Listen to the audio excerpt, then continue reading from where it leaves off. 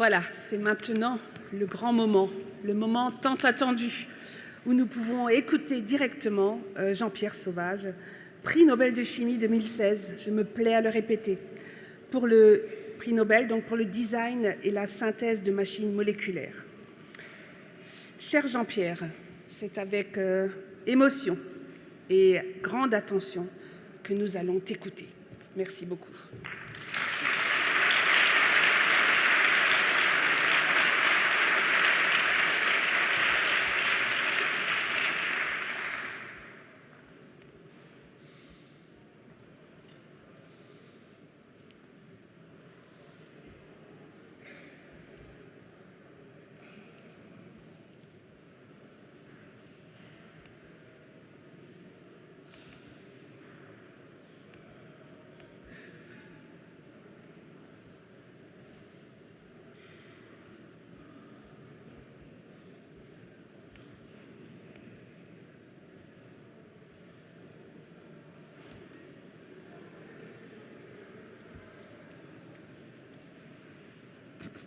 Bonjour à tous. J'ai une voix qui n'est pas très en forme, mais j'espère que ça va tenir pendant les 25 minutes qui m'ont été accordées. Bien sûr, j'ai été très touché par tous les discours, tous les compliments et remerciements que j'ai reçus pendant cette cérémonie. Et je voudrais bien sûr remercier tous les gens qui ont dit des choses si gentilles. Voilà, je joue pas à la belote, enfin, c'est juste deux, trois tout petits commentaires. Je joue pas à la belote, mais je pourrais sans doute revendre les cartes, quoi.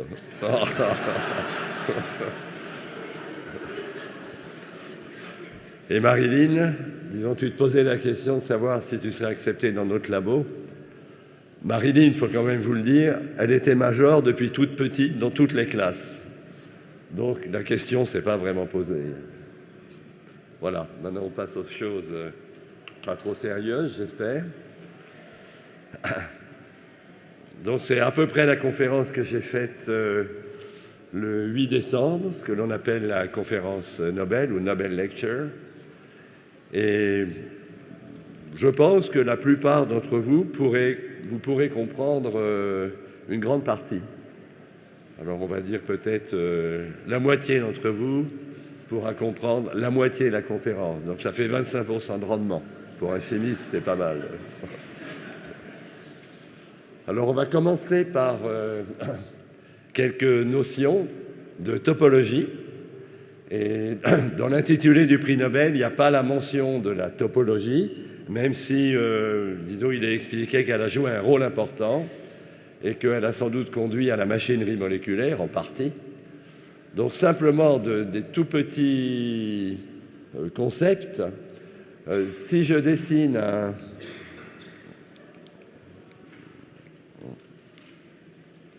Alors, je ne sais pas si c'est mon...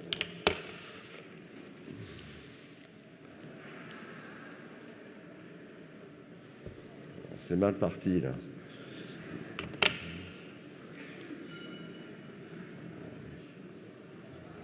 Non, je comprends où est le problème. C'est que c'est un écran réfléchissant. Donc, j'ai pas ma chance. Je peux taper sur le noir, ça marche. Mais là, ça marche pas. Bon, ben, on va se débrouiller comme ça. Donc, je vais vous indiquer en haut à gauche ou en bas à droite, etc. J'ai pas de flèche. On va voir si je peux me rapprocher.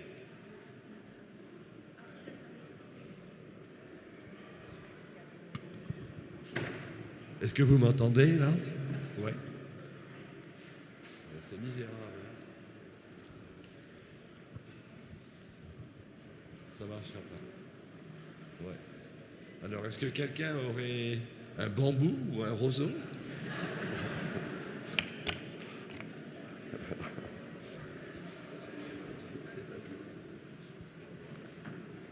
On va se débrouiller. Donc, ce que l'on va simplement remarquer, c'est que là, on a un cercle à gauche, pour vous. On a un cercle, et que ce cercle, on peut le dessiner dans un plan sans qu'il n'y ait le moindre point d'intersection. À droite, on a éventuellement exactement la même séquence d'atomes, de liaisons, etc.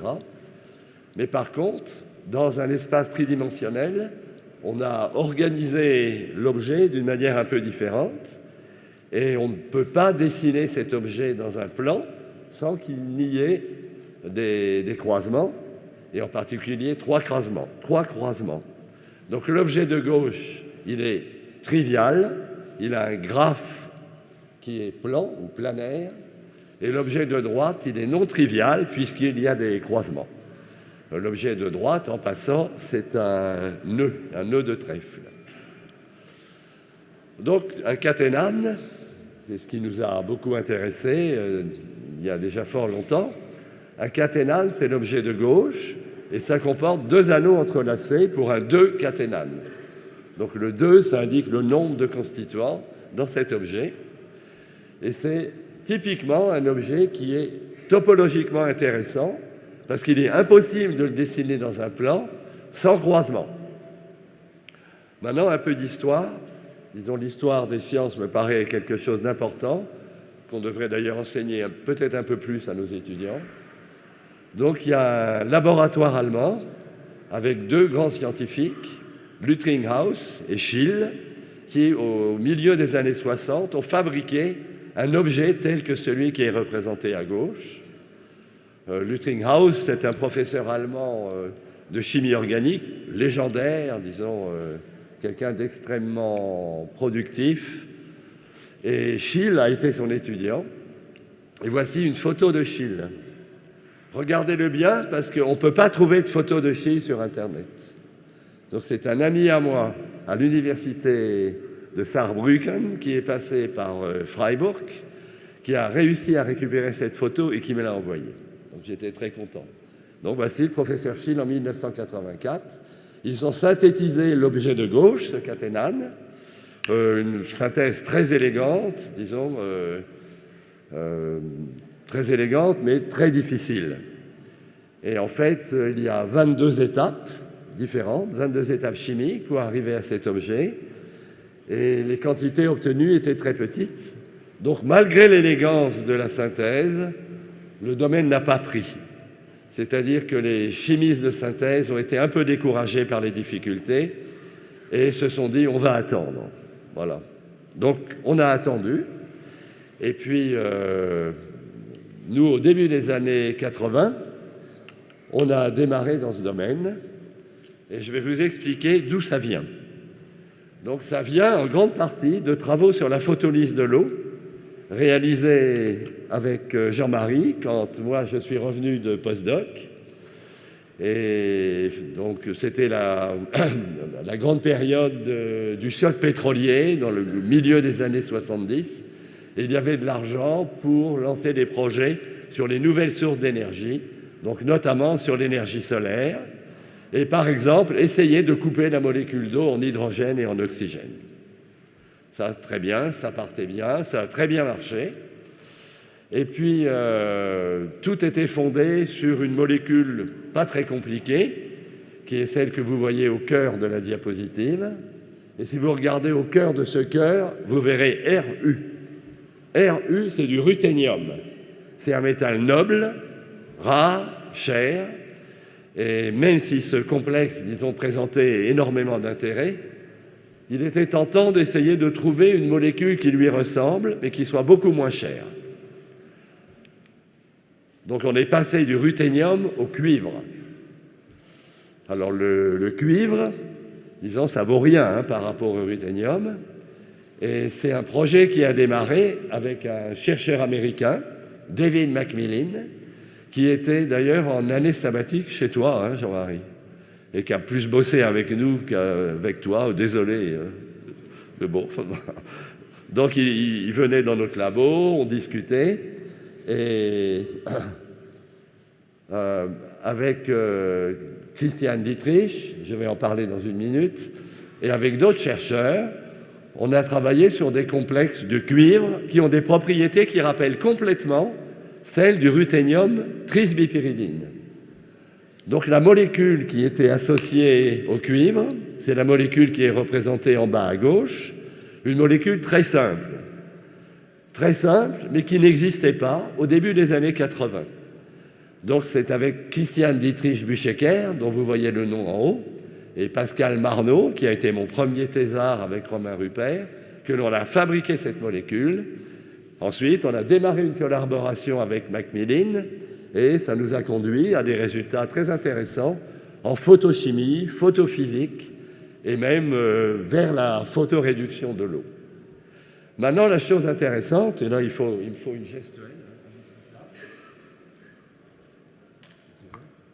La chose intéressante, c'est la suivante. C'est que si l'on relie ce point à ce point-ci, on fabrique un anneau. Et de la même manière, si l'on relie ce point-ci, tout en haut, à ce point-là, on fabrique un autre anneau de l'autre côté. C'est relativement simple à voir, j'espère. Et c'est exactement ce que l'on a fait. On s'est dit, ben voilà un complexe de cuivre très intéressant. Je le garde, si tu permets, mais je te le rendrai. Donc on s'est dit, on va partir de ce complexe et on va complètement changer de domaine. Donc on va arrêter de faire de la photochimie de complexe du cuivre, mais on va essayer de faire des caténanes. Alors en passant, c'est peut-être un petit message, enfin c'est pas mon style les messages, mais disons, si on a une idée dont on a l'impression qu'elle peut conduire à quelque chose d'original, il ne faut pas hésiter à sauter. On saute de domaine, on part de la photochimie inorganique et on va vers la topologie ou les caténanes. Et en fait, ça nous a plutôt réussi. Ça nous a réussi parce qu'il y a eu un deuxième événement absolument essentiel, qui est l'arrivée de Christian Dietrich. Christian était une grande copine depuis longtemps. On avait fait nos classes prépa ensemble au lycée Kléber. Et elle avait envie de changer de domaine au début des années 80. Donc elle est venue me voir quand notre labo démarrait. Et on a discuté, etc. Et on s'est dit, voilà, on va travailler ensemble. Et Christian Dietrich Buchecker, son nom de jeune fille, c'était une synthétiste absolument fantastique. Disons une organicienne de très grand talent, bien supérieure à mon talent, disons, pour faire des molécules, pour fabriquer des molécules. Donc ensemble, on s'est lancé dans cette aventure. Voici le premier papier que l'on ait publié, 1983. C'est dans Tetrahedron Letters. Si vous regardez tout en haut à gauche, ce n'est pas un grand journal, c'est un bon journal, mais pas un truc à fort impact, comme maintenant tout le monde est invité à publier dans les journaux à fort impact. Non, pas du tout. Et on l'a publié en français. Donc ça voulait dire quoi? Ça voulait dire qu'on avait l'impression que c'était original. Prix Nobel, ça faisait complètement illusoire, ça, c'était, je savais à peine ce que c'était. Mais on avait l'impression que c'était un travail original qui pourrait intéresser des gens. Et puis finalement, avec Jean-Marie, en 1969, on avait publié les premiers cryptants, premiers cryptates, exactement de la même manière, dans Tetrahedron Letters en français. C'était une référence, c'est tout. C'était un petit coup de chapeau. Et c'était vraiment pour suivre cette tradition.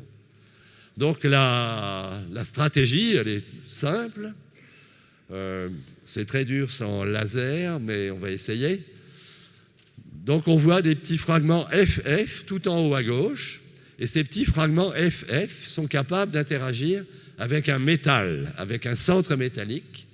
Et le centre métallique, c'est la boule noire. Donc on rapproche les petits fragments FF, on les colle autour de la boule noire et on obtient un nouvel objet où on a deux petits fragments FF qui sont entrelacés. Il suffit alors de faire réagir deux fragments GG, un petit peu plus bas à droite, de telle manière à fabriquer un anneau à droite et fabriquer un anneau à gauche, en espérant que vous le voyez sans que j'ai besoin de vous montrer avec un laser. Voilà, donc c'est très très simple, c'est même banal pratiquement, et c'était un peu surprenant que personne n'ait essayé. Si on veut être plus sophistiqué, on prend une stratégie telle que décrite en bas, mais on va passer ça. On se cantonne à la stratégie du haut qui est très simple. Maintenant, on va voir des molécules, des vraies molécules. Alors, je vous présente déjà mes excuses pour ceux qui ne sont pas chimistes. Ça va être des molécules pas très très compliquées. Vous voyez la molécule de gauche, elle ressemble beaucoup en forme au fragment FF, une espèce d'arc de cercle. Et il y a 2 atomes d'azote au cœur de la molécule, et un atome d'azote est capable d'interagir avec un métal, avec un centre métallique. Le centre métallique, on va l'ajouter, ça va être le cuivre. Donc vous voyez au-dessus de la flèche, Cu quelque chose. Le quelque chose, ne le lisez pas, ce qui compte c'est Cu, c'est un atome de cuivre.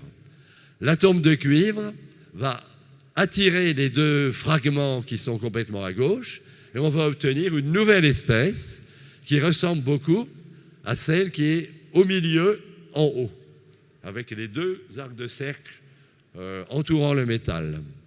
Une fois qu'on est là, c'est très facile. On va relier les 2 OH de droite, les 2 OH de gauche, et on va obtenir un caténane. Donc c'est représenté ici. C'est une méthodologie de synthèse qui n'est pas triviale, mais qui n'est pas révolutionnaire.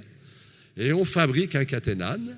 Donc on fabrique un anneau à droite, un anneau à gauche, et on obtient des quantités très raisonnables de cette molécule.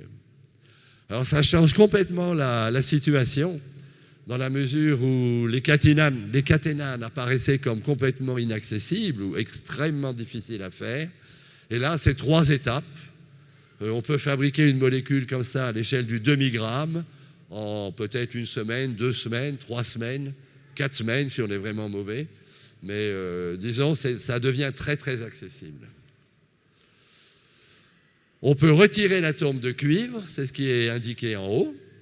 Alors pour retirer du cuivre, on utilise du cyanure. D'ailleurs, c'est une réaction générale, hein. Le cuivre aime bien le cyanure. Ça fait des précipités un peu dégoûtants, mais disons, ça retire l'atome de cuivre et on se retrouve avec une molécule très simple comportant les 2 anneaux entrelacés, mais bien sûr, ils sont toujours entrelacés. On n'a pas rompu de liaison. En bas, ce que vous voyez, ce sont des structures aux rayons X. On ne va peut-être pas discuter ça dans le détail, mais c'est une image vraie, pour ainsi dire, de la molécule. C'est comme ça qu'elle se trouve dans un cristal. Et la structure aux rayons X de gauche, qui est en train de tourner, correspond en très grande partie au dessin en haut à gauche, et celle de droite, en bas à droite, disons, est un petit peu différente de celle du dessin qui est au-dessus, mais on voit qu'il y a une véritable métamorphose de la molécule.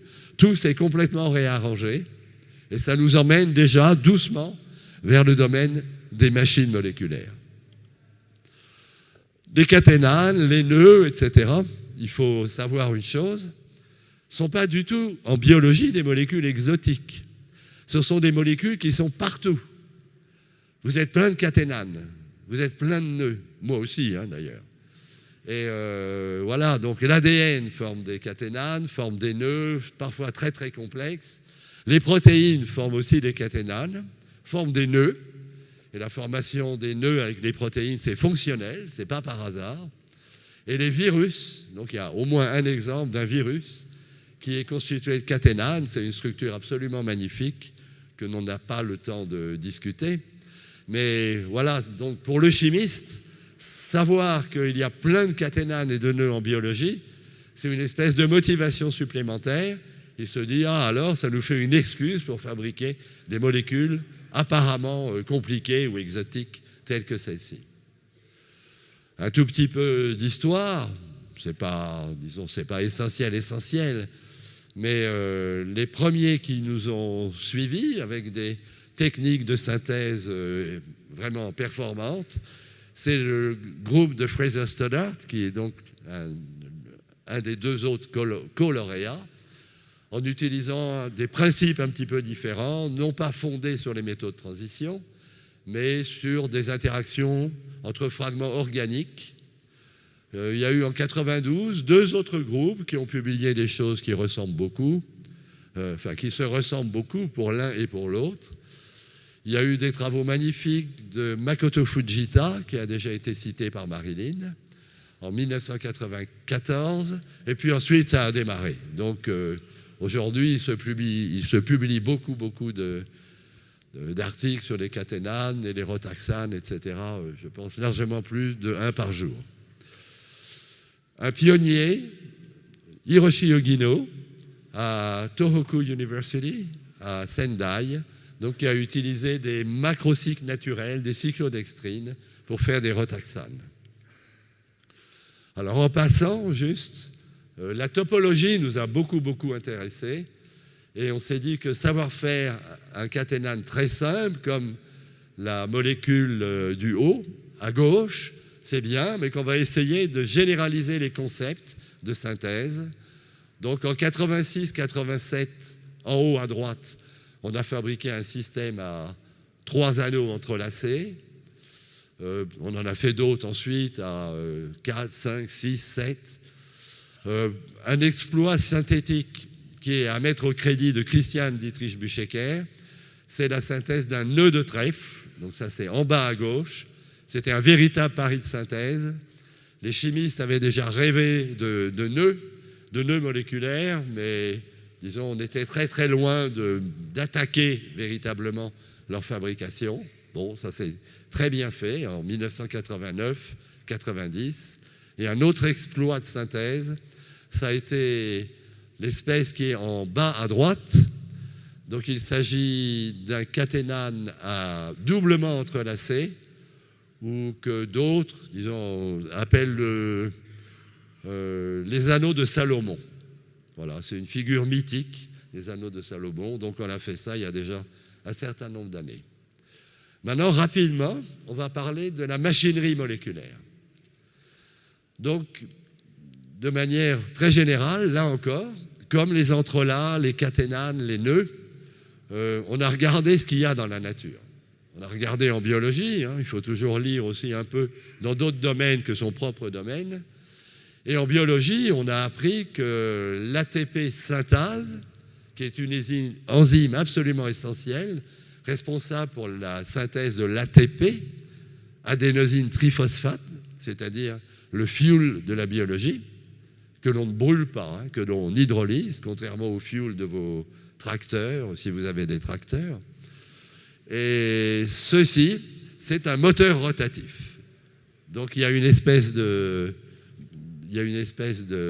d'axe qui va tourner à l'intérieur d'une cavité, et à chaque fois que l'axe fait un tour, on a 3 molécules d'ATP qui sont fabriquées à partir de sa forme dégradée, l'ADP et le phosphate inorganique. Et un autre exemple qui est vraiment spectaculaire, c'est celui de la kinésine, qui marche sur des microtubules. Donc ça, c'est dans la cellule. Et dans la cellule, il y a des usines biosynthétiques qui fabriquent des tas de molécules pour les besoins de la cellule. Ensuite, il faut les transporter. Donc la cellule a fait tout un réseau d'autoroutes qui sont les microtubules. Et il faut des gros camions ou des trains. Et c'est la kinésine qui s'accroche à d'énormes vésicules qu'on appelle des organites, ou des organelles en anglais, qui transportent les molécules. Donc là, on a un moteur linéaire absolument impressionnant. Alors maintenant, nos caténanes et nos rotaxanes. Donc qu'est-ce qu'ils ont de spécial ? Ils ont quelque chose de spécial, c'est qu'ils sont parfaitement adaptés à la mise en mouvement, et en mouvement important, de différents fragments moléculaires. Par exemple, à gauche, on peut très bien imaginer qu'un anneau va se déplacer d'une position à gauche, en haut à gauche, vers une position à droite, en bas à droite, et on pourra ainsi fabriquer une navette moléculaire. Et ça a été les travaux de nos amis Fraser Stoddart et de son labo. Donc on peut avoir un véritable moteur linéaire. Là. Ça ressemble beaucoup à un piston se déplaçant dans un cylindre. Sur la droite, là on a du rotatif. En haut à gauche, on peut penser qu'un anneau va tourner autour d'un axe. En bas à gauche, un anneau va tourner à l'intérieur d'un autre anneau. Donc là, on a tout ce qu'il nous faut, en fait, pour démarrer de la machinerie. quelques maîtres du domaine, donc Fraser Stoddart, donc du domaine des caténanes et des rotaxanes en mouvement. Balzani à l'université de Bologne, Harada, que j'ai déjà... Non, je ne crois pas que je l'ai cité. Harada à Osaka, etc. David Lee, un ancien élève de Fraser Stoddart, et d'autres groupes très, très performants. Nicolas Giuseppone, quand même, un local, qui a fait des travaux très, très prometteurs, enfin déjà très intéressants en eux-mêmes et très prometteurs au cours de ces quelques dernières années, et qui contribue à assurer la relève avec 2 autres ou 3 autres groupes en France, ce qui est rassurant. Maintenant, je vais vous parler de la première machine moléculaire qu'on ait faite à Strasbourg. Et je dois dire, vous expliquer ça sans laser, c'est vraiment un challenge. Donc, on va essayer. Si vous regardez la molécule en haut à gauche, on a une boule noire. La boule noire, ça représente un état du cuivre cuivreux. Est-ce que vous avez entendu parler du cuivre cuivreux? Oui, je vois des têtes, mais c'est des têtes que je connais. Alors. Le cuivre a en gros 2 états, selon la charge que porte cet ion. Il y a le cuivre 1+, ça c'est cuivreux, et le cuivre 2+, ça c'est cuivrique. Donc, à gauche, en haut à gauche, on a du cuivre cuivreux, 1+. Et le cuivre cuivreux est parfaitement heureux avec un environnement de 4 atomes d'azote disposés en tétraèdre. Donc si vous regardez le cœur de cette molécule, on va bien trouver 4 atomes d'azote disposés en tétraèdre. Ça, c'est une molécule donc très stable et un cuivre 1 épanoui, 1+ épanoui. Maintenant, il y a une petite subtilité. Sur la partie extrême gauche de cette molécule, on a 3 atomes d'azote. Donc c'est un nouveau fragment moléculaire. 3 atomes d'azote, donc c'est une synthèse bien sûr qui a été beaucoup plus complexe que le caténane originel. Et on va utiliser le fait qu'on a introduit cette espèce avec 3 atomes d'azote. Donc on va convertir le cuivre 1+ en cuivre 2+. On arrache un électron. On produit un cuivre 2+ en haut à droite. C'est une boule blanche. En fait, ça devrait être une boule verte parce que le complexe est vert. Cuivre 2+, pour le moment, rien n'a changé. Donc les 4 atomes d'azote sont toujours disposés en tétraèdre autour de l'atome de cuivre 2+.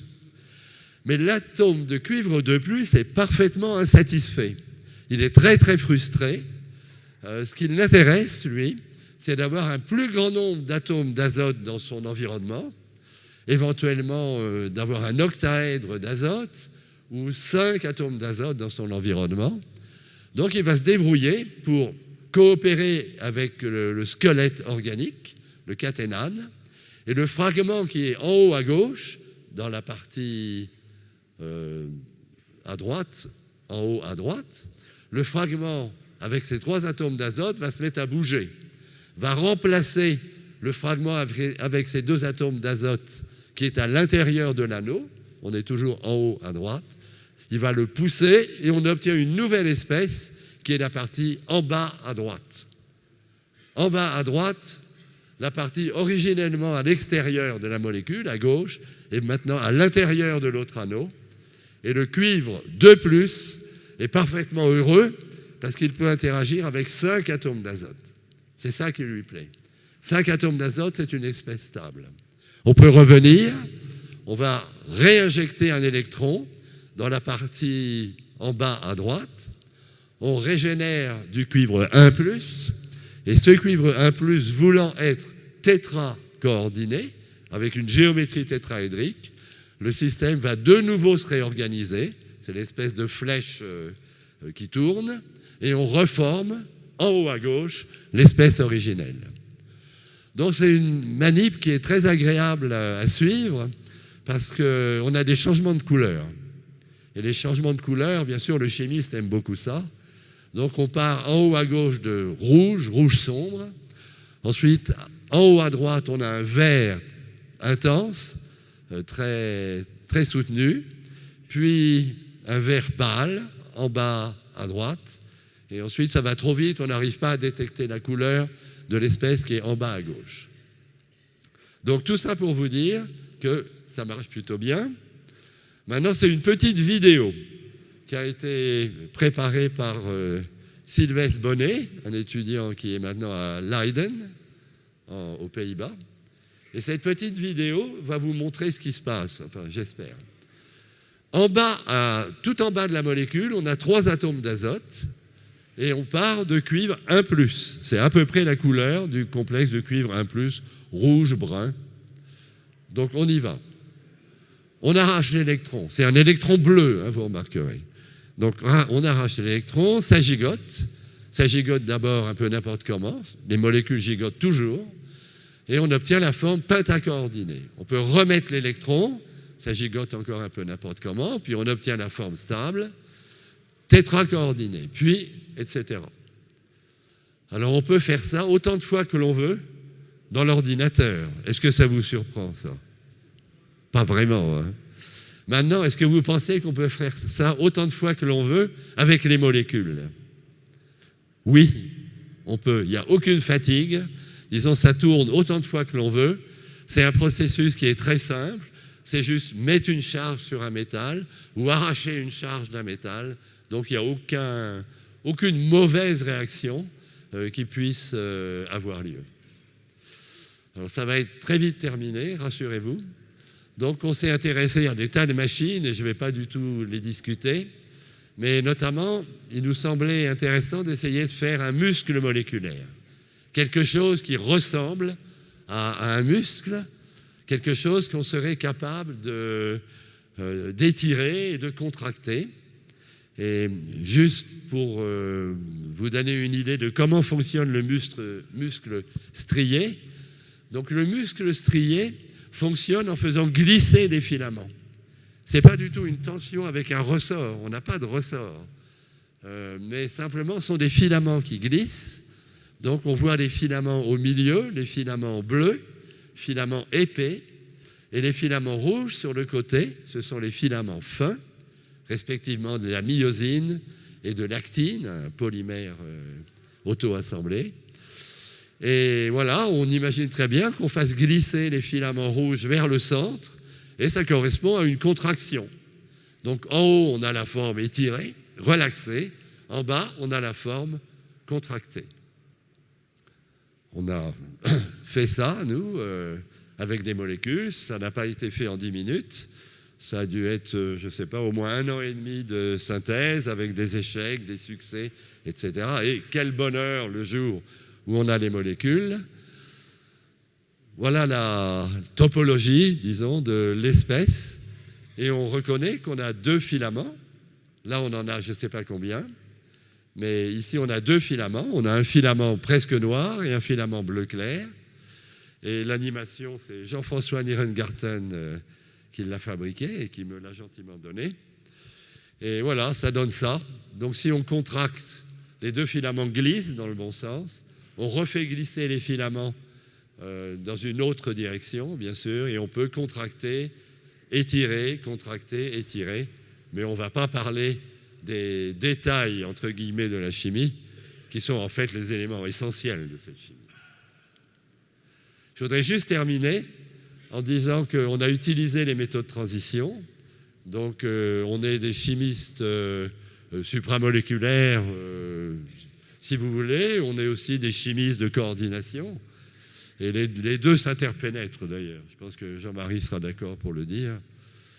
Ce métal a eu un rôle essentiel dans la fabrication de nos objets, puisque le métal va prendre différents fragments organiques, les orienter dans son environnement, les maintenir dans une certaine géométrie, et ensuite permettre que l'on lie les différents fragments, que l'on fasse des boucles, que l'on fasse toutes sortes de choses, et ça conduit à des caténanes ou des rotaxanes.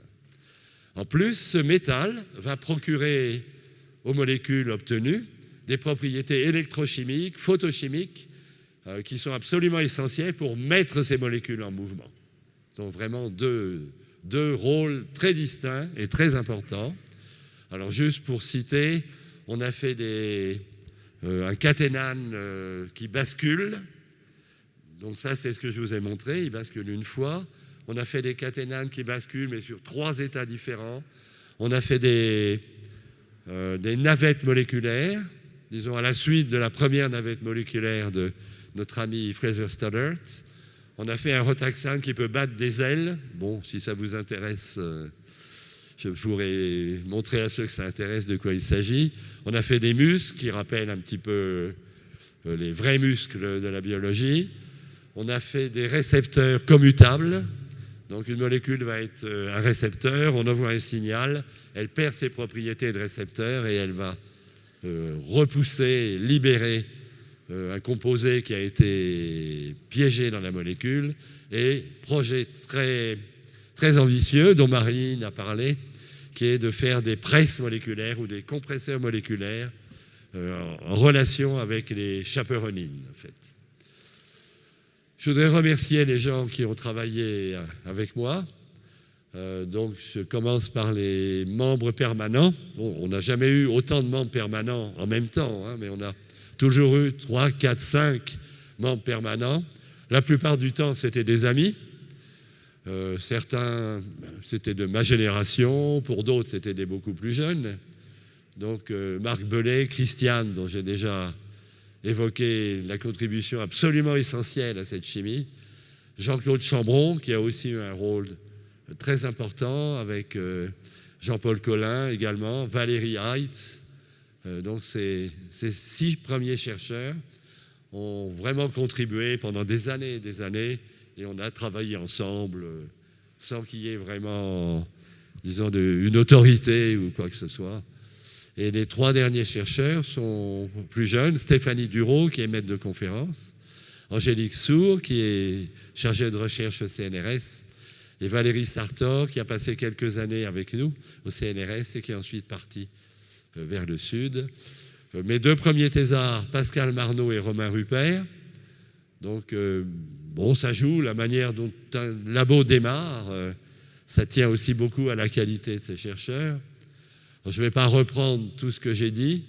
Simplement, il y a eu beaucoup de monde qui a travaillé sur ces caténanes et ces rotaxanes. Peut-être, oui, ici, bon, il y a eu beaucoup de monde. Il y a eu dans le domaine des machines, donc caténanes et rotaxanes en mouvement ou en action. Le domaine a été démarré par Aude Livoreille, elle est tout en haut à gauche. Et 2 lignes en dessous, vous verrez le nom de Maria Consuelo Jiménez, qui a également apporté une contribution essentielle en association avec Christiane pour la fabrication des muscles. Et finalement, j'aimerais remercier notre université, le CNRS, qui a beaucoup contribué de par les chercheurs CNRS qui ont travaillé dans notre équipe. Les communautés européennes nous ont permis de travailler, tout simplement, parce que s'il fallait compter sur l'université et le CNRS, ça aurait été très dur de travailler dans de bonnes conditions, comme chacun d'entre nous le sait. Les communautés européennes nous ont permis de travailler presque dans le luxe. Voilà, Marilyn l'a déjà dit. On a une fondation qui joue un rôle essentiel aussi. Le LabEx Chimie des systèmes complexes dont on a bénéficié. Je voudrais particulièrement remercier 2 entités, ISIS et Northwestern University à Evanston. Disons, j'ai eu des moments un peu difficiles lorsqu'il a fallu que je prenne ma retraite officiellement. Et ces 2 organismes m'ont d'une certaine manière sauvé. Plutôt que de me laisser dans ma déprime. Je remercie Jean-Marie, bien sûr, qui est mon mentor, qui est mon maître, mais j'espère qu'il acceptera aussi le fait que je le considère comme un copain. Et des profs, donc Malcolm Green à Oxford, j'ai appris la chimie organométallique avec lui et ça a été utile. Et 2 enseignants m'ont particulièrement marqué. Guy Ourisson, disons par son côté gentiment exubérant, très enthousiasmant, Et Raymond Weiss, au contraire, par sa rigueur très marquée, qui a eu aussi beaucoup d'influence sur moi. Et je remercie ma famille, ainsi que les 2 autres lauréats, sans lesquels, bien sûr, je ne serais jamais allé à Stockholm autrement qu'en touriste. Voilà, je vous remercie.